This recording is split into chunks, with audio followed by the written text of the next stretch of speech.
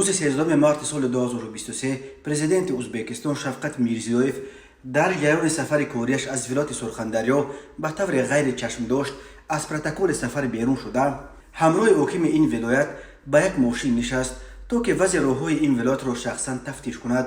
ماشین سواری میرزیویف در راه خراب بایستون دینو خبرسازترین بخش سفر کوری پرزیدنت ازبکستان به سرخندریا شد.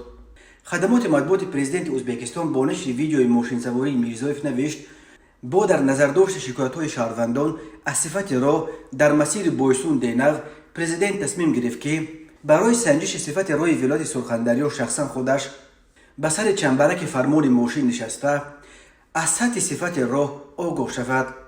چگونه که از این ویدیو دیده می شود، راه خیلی در شرایط بد قرار داشته. از فرسودگی آن ماشین هنگام حرکت چندین بار به لرزه می درآید. میرزیویف هنگام حرکت در این مسیر به حاکم این ولایت می گوید اگر به کسی باور کنم حتما دروغ می گویند. همیشه می گویند که همه چیز خوب است. با پنهان کردن کمبودی های جای داشته یگان وقت آنها خود به خود حال خود را نمی‌یابند.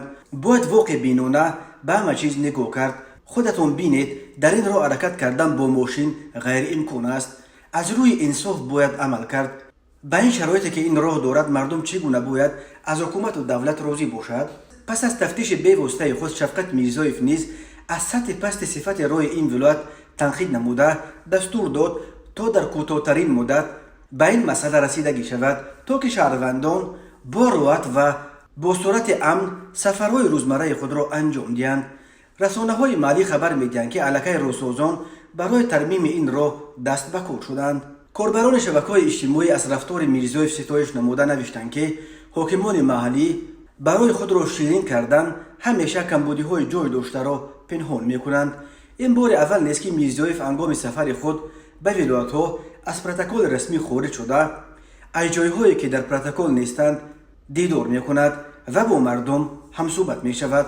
حتی بار او با دیدن خانه ماتم زده کاروان ماشین‌های دستگاه خود را باز داشته برای همدردی به صاحبخانه و اعضای خانواده میت وارد منزل شده در حق میت فاتحه نیز خوانده بود و بی‌واسطه از طرف خود به آن خانواده یاری پولی نیز رسانیده بود. این رفتار پرزیدنت ازبکستان به بسیاری از شهروندان این کشور پسند است و او را پرزیدنت مردمی می‌خوانند و اما منتقدانش این را خودنمایی می‌شمارند.